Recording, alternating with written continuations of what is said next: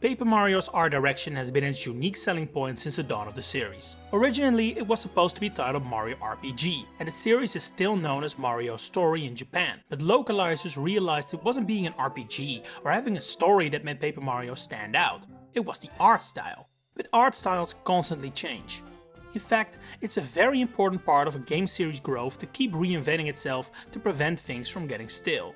And so, over the years, Intelligent Systems have been polishing up the game's core look bit by bit, working towards a style that at this point is a relatively big change from the original. Less and less would I use the word storybook to describe the art style. I think diorama or papa book would be more accurate nowadays. But is it still as charming as ever? That's the real question we have to answer here. When Paper Mario debuted on the Nintendo 64, its art style immediately became a point of discussion. This was 2001.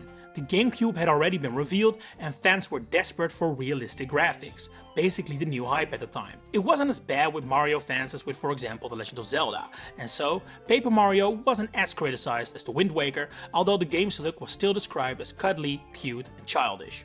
Looking back at the game now, more than 20 years later, I don't think that's an entirely unfair assessment. Looking at the design of, for example, Mario or Peach, they do feel a bit more childish and are a tad smaller than they are in the later games. The coloration of the game and characters is also a bit brighter, as can very clearly be seen with Bowser's design. That said, I am of the opinion the original Paper Mario is easily one of the best looking games on Nintendo 64, all because it picked an art style and went all in on it.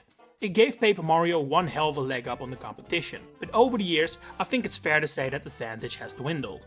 The Thousand Year Door is still among the best looking GameCube games, but its lead is not as big, and by the time the Wii came around, I'm not so sure I would say Super Paper Mario is still one of the prettiest on the console. And that's not the series' fault at all, it's because other games were catching up, while Paper Mario neared the ceiling of its art design very early in its lifespan. Super Paper Mario did introduce the 3D mechanic of course, leading to a bigger contrast between the 2D and 3D planes, but generally speaking, it followed the Thousand Year Door's art direction. So, things had to change. After all, stagnation is going backwards and that's the last thing you want. Fortunately, Sticker Star was not a step backwards at all. Well, not in the art style department at least, because as much as this game does wrong, and that's a lot, it does attempt to push the art style of Paper Mario into a new age. Was it necessary? Maybe not, but I can understand the sentiment that may have been going around at the development team at the time. Of course, it would have never gone down the road of the often heard criticism of the new Super Mario Bros. Series, but you have to remember that art style was also originally praised. Keep things the same for too long and people are bound to complain. So, things were given a refresh with Sticker Star. It amounted to nothing too major, but the art direction was noticeably different. Like I touched on in the intro, I feel like IS's visual goals were not the same as with previous Paper Marios. The game's style has always felt like a picture book, but there is a key difference in approach between the two, and the defining word is handcrafted. Now, Paper Mario has always felt handcrafted to an extent.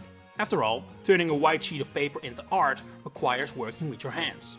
But there's levels to it. For the sake of the argument, let's call the first 3 Paper Marios digital art. These games look fantastic of course, but it doesn't feel like I could just pull them from the screen and put them on my table.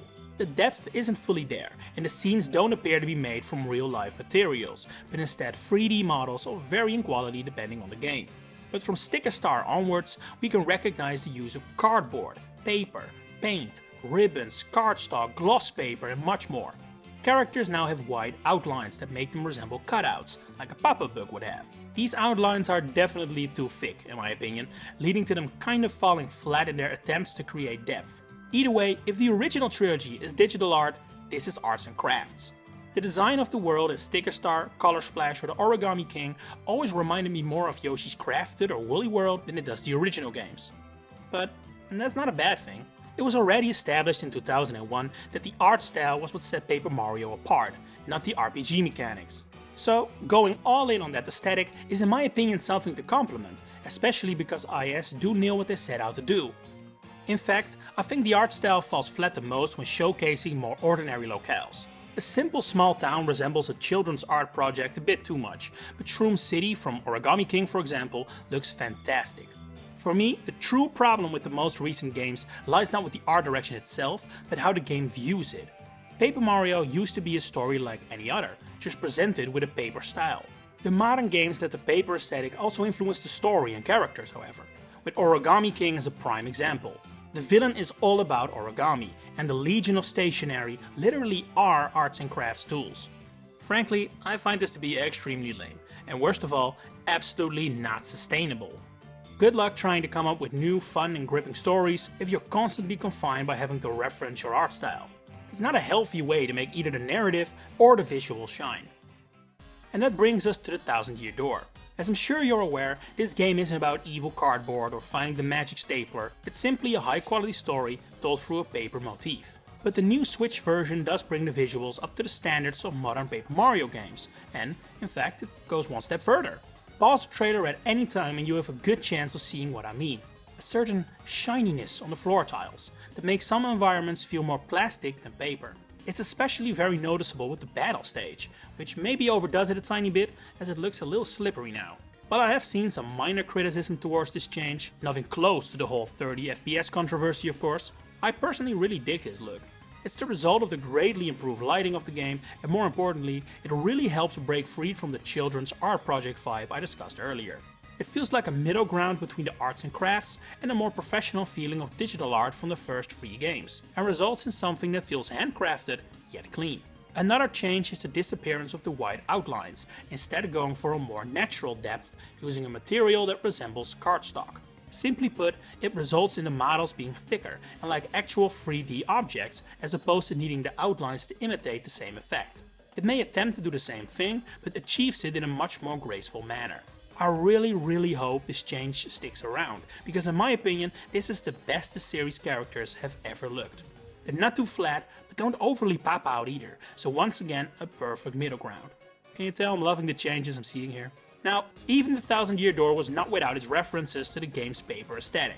The biggest example are the curses found in the black chests, that allow him to use the different modes that all play into the fact he's made out of paper. While I was never the biggest fan of these, they are so incredibly minor in the grand scheme of things that I can easily overlook them, something that's basically impossible to do with, for example, the Origami King. You remove the references and implications to everything being paper from that game and you're left with an empty cartridge. That definitely does not apply to the 1000-Year Door. I mean, one of the 4 abilities we're talking about here is Mario turning sideways, so using his fin side. That's literally it. It's no big deal whatsoever. My biggest wish, as goes for many fans, is for this game to become the new standard of Paper Mario. Not only in terms of story and gameplay, we've wanted to return to how the 1000-Year Door does that for what feels like a lifetime now, but also the art style this game has introduced. It took Intelligent Systems more than a decade, but this game finally materializes the vision they have tried to convey since Sticker Star. And as it turns out, a look back to the past was all it took to make it happen. Thank you so much if you made it this far, and if you've enjoyed hearing me ramble about Mario, please consider liking this video and subscribing to the channel. For now, thanks for watching and enjoy the rest of your day.